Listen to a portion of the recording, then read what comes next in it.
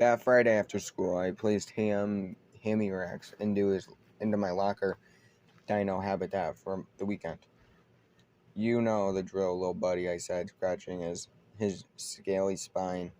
I have to leave a bunch of extra sandwiches for the next 2 days, and then I'll see you bright and early on Monday morning. I unloaded 10 PB&J sandwiches from my backpack and stacked them in the back of the locker. Hammy Rex gurgled. Things feel a little safer since Beaver didn't show his face in Horace's hot water for a whole 2 days.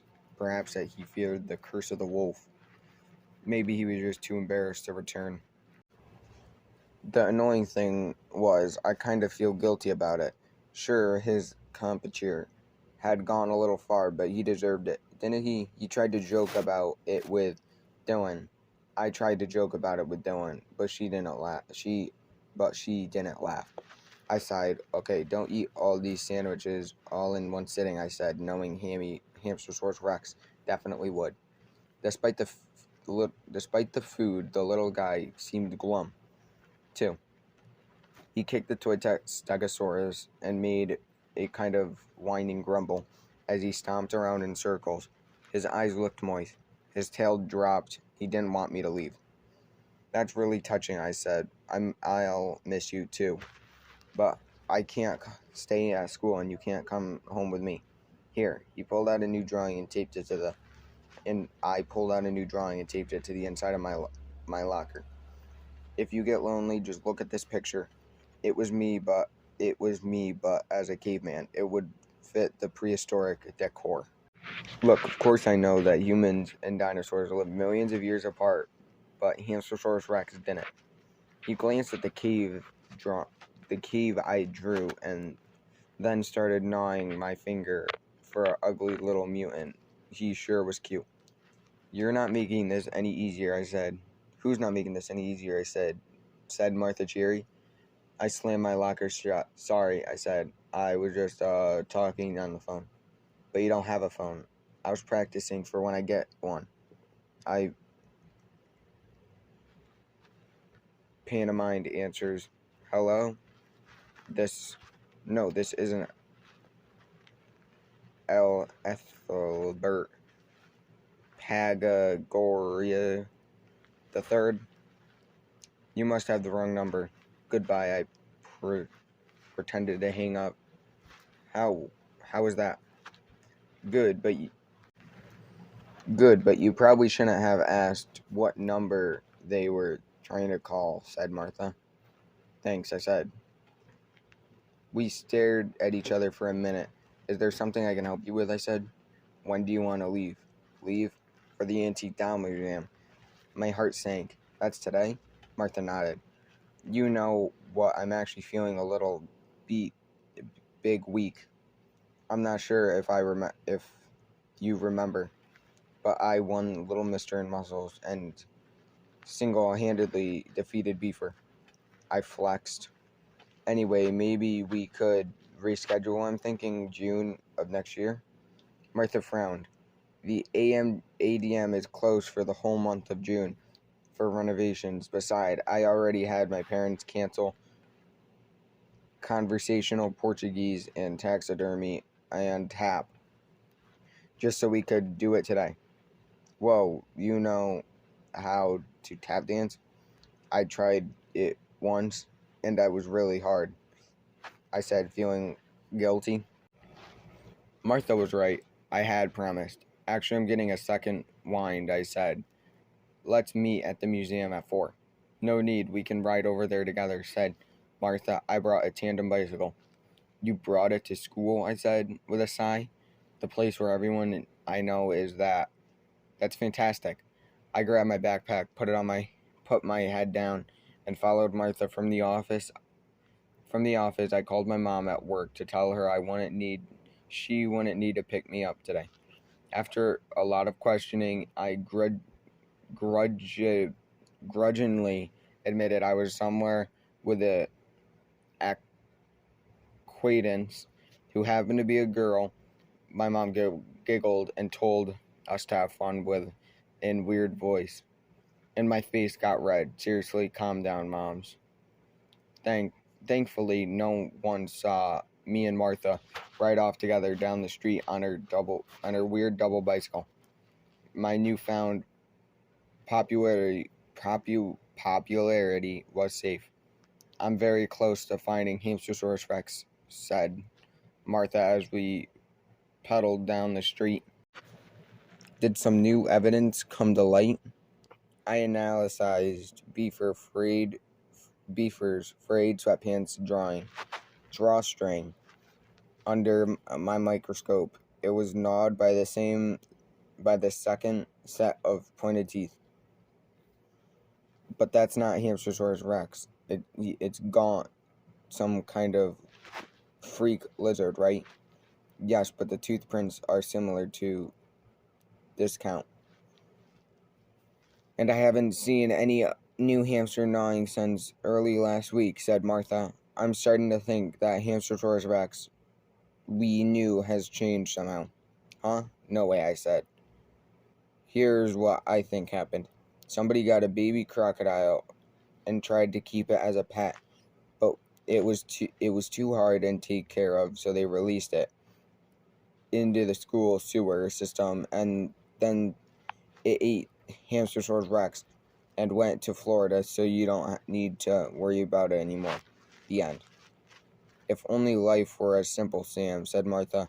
In fact, I failed at being hamster monitor when I let Hamster-Saurus Rex. Now it's up to me to find him. If his teeth are pointy now, who knows what else might have happened, might have changed. What could be, he could even be dangerous. He's not dangerous, I said. I mean, he's just a hamster, right? Martha nodded, but she didn't seem convinced. We rode past the Smiley Corp in Internation headquarters. It was ultra modern campus of buildings and glass and brushed metal on a hill overlooking town. We've been there a few times with my mom. The place always creeps me out. Turns out the Maple Buffs Antique Doll Museum was even creepier. It was housed in a run-down old mansion on an empty street near the edge of town. A faded banner out front displayed the museum's slogan, "Dolls are our silent friend." Everything about the place made it feel weird, like I was being watched. Once I caught a faint whiff of the old odd wind. Garlic? I glanced over my shoulder, but there was nobody there. Great, I said with a ticket taker. Great, said the ticket taker, sighed as she saw us approaching. Martha Cheery, the reason we can never close early on Fridays. Good afternoon, Patricia, said Marcia. One child ticket and one member. Martha held up her season pass. It was of course on a lanyard. I unzipped my backpack to get my admission fee, and I was very surprised to see a little pair of eyes shining back at me. What are you doing here? I hissed at Hamster-Saurus Rex. You hitchhiked? You should be at school. He made a little growl and wagged his thumb arms and tried to look cute. No, not cute. This is a disaster. What's a disaster? I said Martha. I quickly closed my backpack. Nothing. I forgot my admission fee. Looks like I don't have $5, so I can't get into the museum. Sorry, I'll just catch the bus back. Nonsense, said Martha. I've prudently saved every dollar of birthday money ever since I've ever received. I'm happy to cover you. Martha pulled out a thick wad of bills and peeled back a $5, which she placed on the counter. Patricia handed me a ticket. Inside the ADM was a even spookier and twisted, dusty halls of deserted. The twisting, dusty halls were deserted. It seems like we were the only patrons, maybe ever. This place is really informative, but it looks a lot of fun too, said Martha. The exhibits start with a world's oldest dolls, and each work its way forward in time. For example, this doll was made in the ancient Hittites. She pointed at a shriveled clay figurine behind a glass case. Cool, I said. Do they have any, action figures here? Martha bursted out laughing. Okay, I said, guess not. We wound our way through corridor after corridor of musty old dolls. Many had patchy hair, missing limbs, and weird makeup on their faces. They ran the gamut from omnibus to unsettling. Martha seemed happy, though. The best one is at the very end, said Martha. An original 1958 Gimme Gossamer, informally known as history's most fragile owl. She's not behind glass or anything. You feel like you could almost reach out and touch her, except that's totally against the rules. One of the second floors we passed a security guard leaning against a wall. Good afternoon, Norton, said Martha. Ugh, cried Norton, apparently surprised to see another human being inside the antique doll museum. Oh, hi, Martha. Who's your friend? I noticed that he was holding an open bag of flavor wedges. His name's Sam, and he's interested in becoming a doll collector, said Martha. It's not just a hobby, but it's also an investment, said Norton to me. So I hear, said I said. Norton tore open his flavor wedge bag, and felt something stir. Not in my heart, but in my backpack. Hamster-Saurus Rex sensed junk food nearby. You're going to love the Gimme Gossamer, said Norton, shoving a wedge into his mouth and crunching down. She's a delicate and beautifully wing made of snowflakes. Against my will, I flew 3 feet towards him. Backpack first. Norton blinked. Hello again, I said. Hi, he said, taking an awkward step back. Come on, Sam. Next up is a wonderful exhibit, said Martha. It's called Dolls of the 1800s Whose Eyes Seem to Follow You. I turned to go as Norton bit down on another flavor wedge. Once again, Hamster-Saurus Rex flung me towards him. Sorry, I said. Is something wrong, Sam? Asked Martha. Nope. Actually, come to think of it, I need to go to the bathroom, I said as I dashed off. Of course, the bathroom was doll-themed. The paper towels had a giant porcelain clown face. I unzipped my backpack. Hamster-Saurus Rex looked half crazy with hunger. Listen, dude, I said. You've got to get together. You can't rampage, not here. Not in front of Martha, okay? Hamster-Saurus Rex growled low and loudly. His pupils were fully dilated.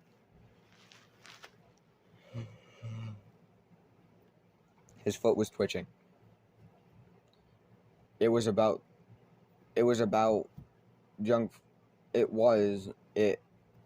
was it about junk food? Just then, I heard movement behind me. I unzipped my backpack and turned around. Was someone else in the bathroom? I checked under the door to see if the stalls, but no feet. The freaky toilet dispenser face grinned at me from the corner. I shuddered and left. I found Martha on the second floor mezzanine, near the railing. "Look at that," said Martha, admiring a grimy old doll with milky eyes under the glass. She stepped from side to side. "They really seem to follow you." "Neat," I said, "but I should probably get going." "Wait," said Martha, crossing her arms. "Sam, I think I know what's happening." I paused. "You do?" I was ready to run. "Absolutely," she said. "I saw how you kept lunging towards Norton's food. I heard growling noises." "You did?" "Sure. You're famished. I'm a little hungry too. Normally I choose healthy snacks, like fresh beets or dried beets, but there aren't any available, so I went to the first floor vending machine and got us some snacks." She reached into her purse and pulled out an array of packaged junk food. "Wait," I said. "No, that's not what." She already began to tear open a cheese wallet, and salty artificial smell wafted towards me. I felt my backpack shudder. "Stop," I cried from the shadows. Martha squinted towards the dock. "Stop," cried a voice from the shadows. Martha squinted towards the darkness. You might be new here, but if this is about eating in the museum, I have special permission," she said, pulling out a handwritten letter from the board of trustees. It was no dull museum security guard. However, instead, Beaver Vanderkopf stepped out from behind the display case. He was wild. He has wild eyes and like filthy like he hadn't bathed in a week. The whole time he hadn't absent from school. Weirdest of all, he had several strands of garlic cloves hanging around his neck. So someone had been following me after all. "Oh," said Martha. "It's just Kiefer." "Heed my words, Martha. You're not safe," said Beaver. I just heard Sam talking to himself in the bathroom mirror. He was trying to convince himself not to rampage. But then I heard him growl. Sam's a werewolf, and he wasn't to turn you into a werewolf just like him. Martha, he wants you to become an eternal werewolf bride." "Werewolves aren't real," said Martha. "Yes, they are," cried Beaver, putting himself between me and Martha. "It's all right here." He held up a dog-eared werewolf issue of Pustule magazine. My backpack was shaking wildly, whipping back and forth from my shoulders. Hamster-Saurus Rex was going crazy in there. "It's cool, Martha," I said, backing away. "I'll just go." "Sam, wait," she said. "You haven't even seen Guinea Gossamer yet." "Be gone, foul beast creature," cried Beaver, waving a strand of garlic at me. He shoved Martha back. "Garlic is for vampires," said Martha, "not werewolves." "Really?" said Beaver, scratching his head. How can you not know that?" Did you even read the magazine?" she asked. "I skimmed it," admitted Beaver. I started to run, but my backpack was jerking me back towards them. Hamster-Saurus Rex was losing control. "Wait, Sam," said Martha. "At least eat your cheese wallets." She took the bag over her head, behind Beaver. It was too much for Hamster-Saurus Rex. He let out a thunderous dino roar. "Oh no," Beaver cried, pointing out the window. "The full moon rises." Sam was changing. The events of the next second seemed to happen in slow motion. Hamster-Saurus Rex bursted through my backpack.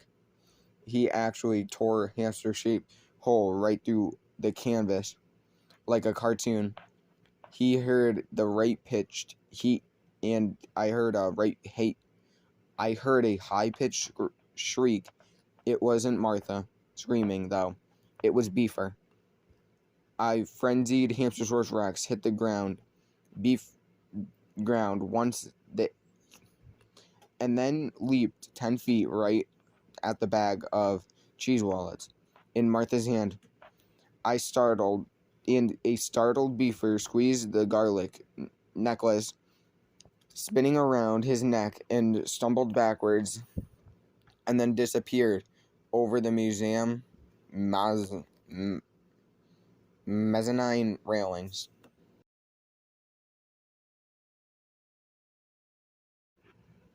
There was an instant of silence, then I heard a crash below. I ran to the edge of the railing. On the first floor, Beefer lay on the ground, on top of the remaining of splintered display stands. His eyes were wide open, staring up at nothing. Beefer, are you dead? I cried. He blinked and sat up. Not dead. Oh no, came Norton's painted walls. Oh no, came Norton pained wail. As he jogged towards Beefer on the floor below, he landed in a gimme gossamer. He landed on Gizzy Gossamer. He landed on Guinea Gossamer. Tears streamed from Norton's eyes as he stopped to pick up a single tiny doll arm. He was too fragile for the world, he whispered with a sob. Got him, I cried from behind Martha. I turned. Martha Jerry had taken a bulletproof Martha had taken a bulletproof glass case of milky-eyed doll and capped it over the Hamster-Saurus Rex, who was still devouring the last of the cheese wallets. As he licked his lips, Hamster-Saurus Rex seemed to come into his senses and looked around and realized he was trapped. He charged at the glass, no effect. He roared, but the sound was weak and muffled. I saw panic in his eyes. I can't believe it, said Martha, her eyes gleaming as eerily as any doll in the place. I finally captured Hamster-Saurus Rex. He charged at the glass, no effect. He roared, but the sound was weak and muffled. I saw panic in his little eyes. I can't believe it, said Martha, her eyes gleaming and as eerily as any doll in the place. I finally captured Hamster-Saurus Rex.